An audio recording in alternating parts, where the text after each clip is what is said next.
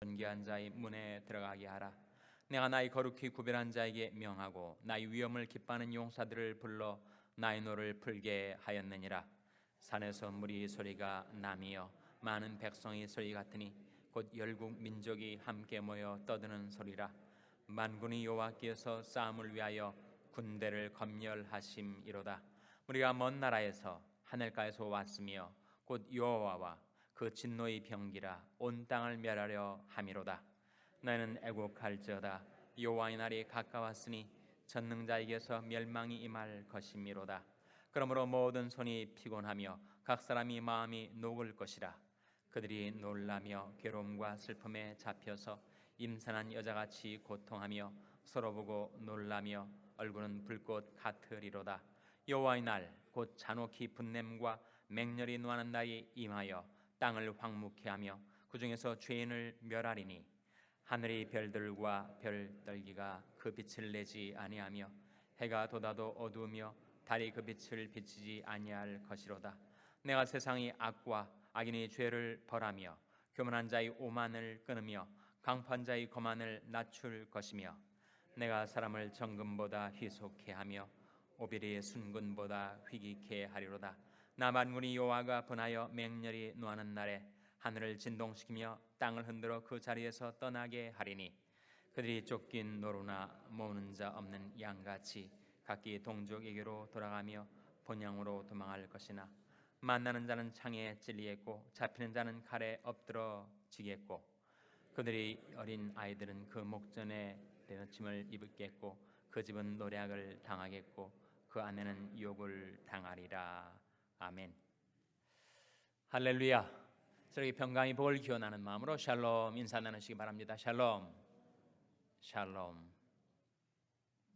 오늘 이사야 말씀은 어느 민족, 어느 나라에 대한 경고의 말씀이라고 밝혀주고 있습니다. 어느 나라, 어느 민족이죠? 바벨론 나라, 갈대아 민족. 바벨론을 구성하는 사람들이 민족적으로는 갈대아인이라고 알려져 있으니까 바로 이 말씀은 바벨론 나라, 갈대아 민족을 향한 하나님의 경고입니다. 1절 말씀이죠. 1절 같이 읽겠습니다. 시작. 아모스의 아들 이사야가 바벨론에 대하여 받은 경고라. 아모스는 구약에 나온 선지자 아모스서를 기억한 아모스는 아닙니다. 동명이인이죠. 그 이사야라는 이름이 또 여럿이 있었기 때문에 구별하기 위해서 아모스의 아들 이사야로 그 사람을 밝혀준 것입니다. 그래서 하나님께서 이사야를 통해서 바벨론에 대하여 경고를 바라십니다.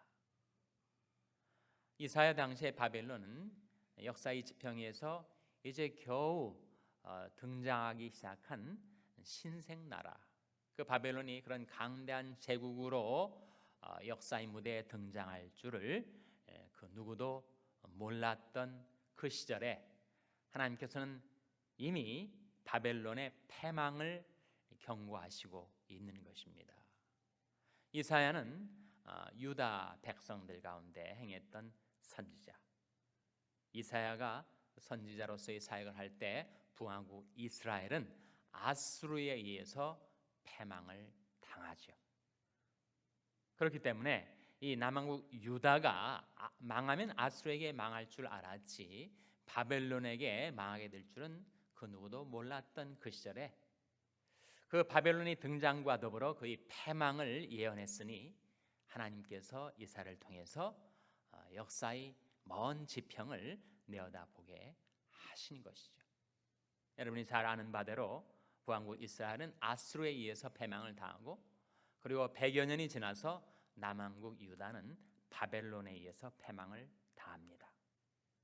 그리고 남은 유다 백성들은 바벨론의 포로로 잡혀가게 되죠. 그것이 바로 일반 역사에도 나오는 저 유명한 바벨론 포로의 사건이었습니다. 바벨론의 포로로 잡혀가서 망국의 서름을 씹으면서 그렇게 아무런 소망도 없이 절망 가운데 지내던 유다 백성들에게, 남은 자들에게 하나님께서 회복의 약속을 주셨습니다. 지금은 바벨론이 세계 최대의 강대국이 되어서 마치 곰이나 사자의 맹수의 발톱에 움켜짐을 당했던 약소민족 유다. 그러나 그 유다를 하나님께서는 바벨론을 치셔서 그들을 해방시키시고 고토로 귀환하게 될 것을 약속하셨을 때 그 누구도 그 약속을 믿기가 어려웠을 것입니다. 도대체 세상에 무슨 수가 있어서 우리가 바벨론에서 독립이 된다는 말인가? 그 무지막지한 바벨론 제국에 사로잡혀 있는 우리 포로들이 어떻게 거기서 해방될 수가 있단 말인가? 그 누구도 그 약속을 믿기가 쉽지 않았을 거예요. 네, 바벨론이 이제 막 등장하기 시작한 그때 하나님께서는 바벨론이 어떻게 패망할 것인가를 예언하셨습니다. 물론 유다가 독립운동을 해서 바벨론을 치고 그를 쓰러뜨리고 스스로를 해방시킨 것이 아니었습니다. 바벨론은 누구에 의해서 멸망을 당하죠? 어느 나라에 의해서 패망을 당합니까? 메대와 바사의 연합군에 의해서 패망을 당하죠. 바사는 역사에도 나오는 페르시아를 말합니다. 지금으로 말하면 이란이죠. 바벨론은 지금으로 말하면 어디죠? 이락입니다. 그러니까 그 붙어있는 두 나라가 시대를 달리해서 그야말로 세계를 주름 잡았어요. 바벨론이 세계를 정복했다가 페르시아에 의해서 패망을 당하자 이제는 페르시아가 바벨론 때보다 더 넓은 영토를 정복하게 되죠. 그래서 바벨론 시대가 끝나고 페르시아 시대가 열리게 되는데 바로 그 바벨론이 메대와 파사. 메대는 어딘가? 메대는 페르시아의 북서쪽에 위치했었던 하나의 민족이었습니다. 그래서 그 메대라는 나라, 메대라는 민족하고 페르시아 민족하고 연합군을 이루어서 이 바벨론을 칩니다. 그리고 그 거대한 제국 바벨론이 결국 메대 바사 연합군에 의해서 무너져 내립니다. 그리고 거기에 사로잡혀 있었던 유다 백성들이 이제 해방을 맞이하고 그리고 약속하신 말씀대로 70년 만에 고토로 귀환하게 됩니다.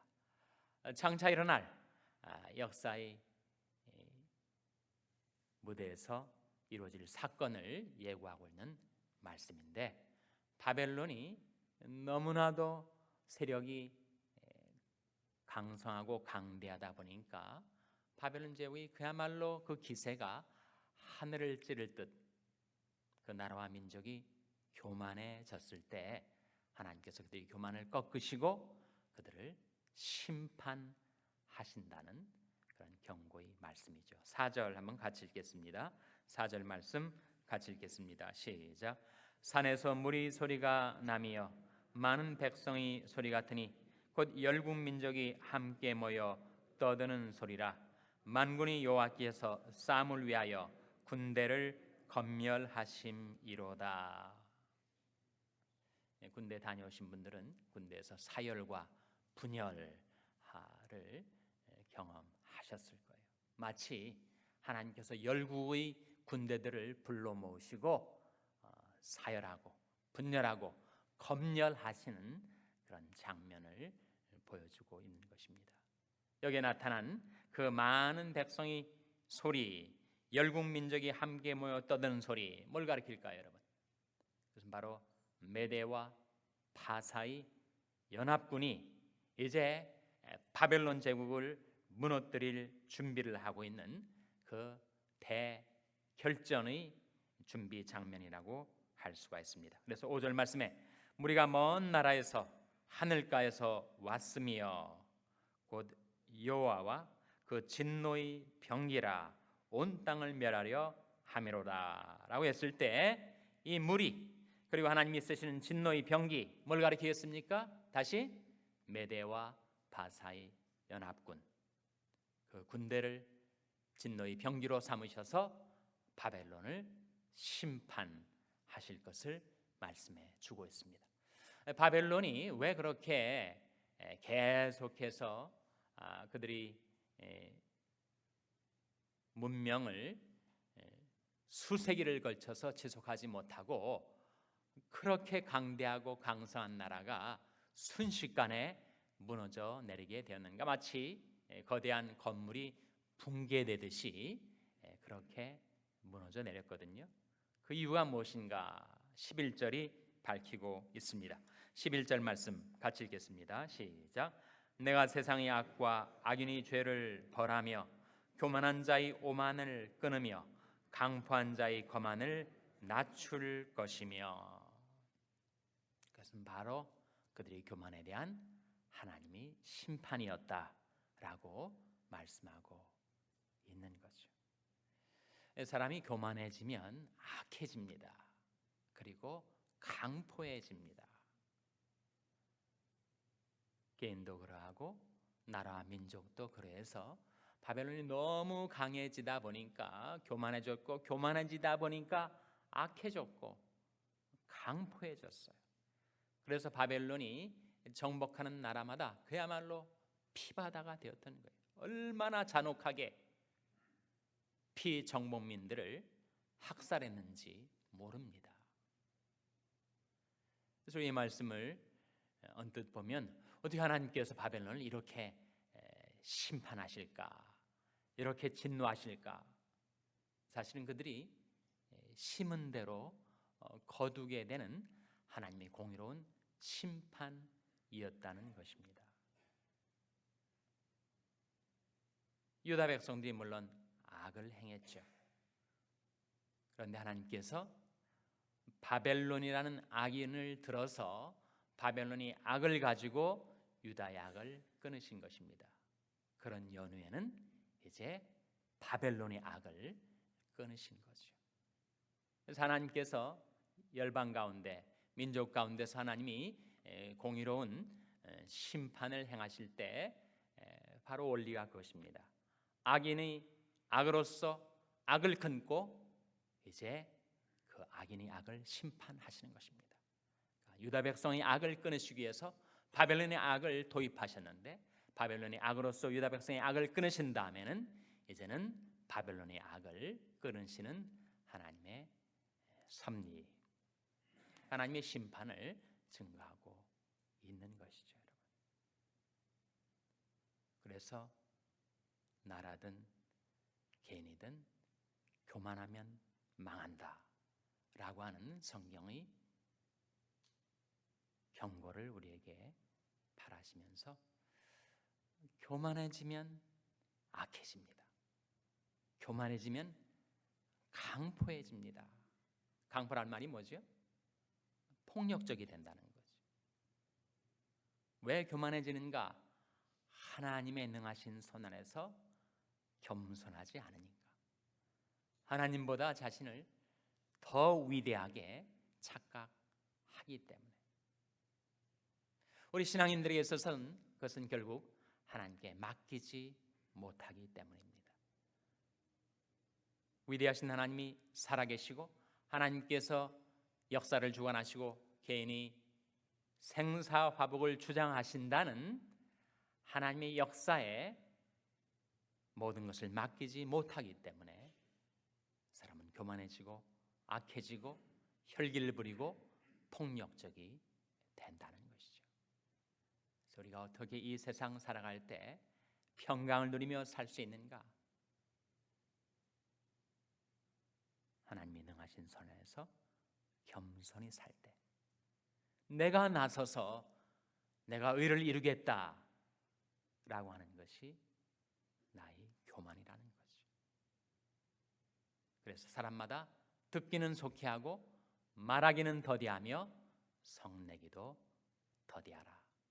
사람이 성내는 것이 하나님의 의를 이루지 못함이니라 하신 말씀대로 여러분 이런저런 일도 마음이 상하기도 하고 화가 나기도 하고 성이 나기도 할 때 그때 어떻게 하셔야 하는가?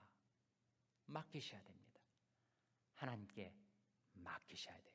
내가 화를 낸다고 하나님의 의를 내가 이룰 수가 없는 것입니다.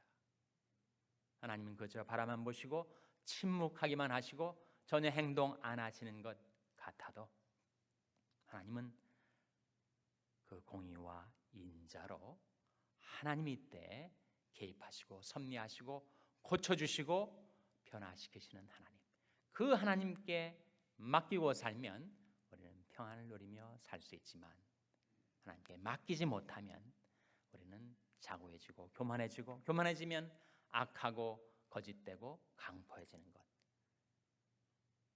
그래서 바벨론의 패망이 우리의 타산지석이 되어서 우리가 살아갈 때 모든 것 살아계신 하나님께 맡기고 하나님이 능하신 손 아래서 겸손히 살아서 하나님 주신 평강을 누리며 살게 되시기를 주님의 이름으로 축원합니다.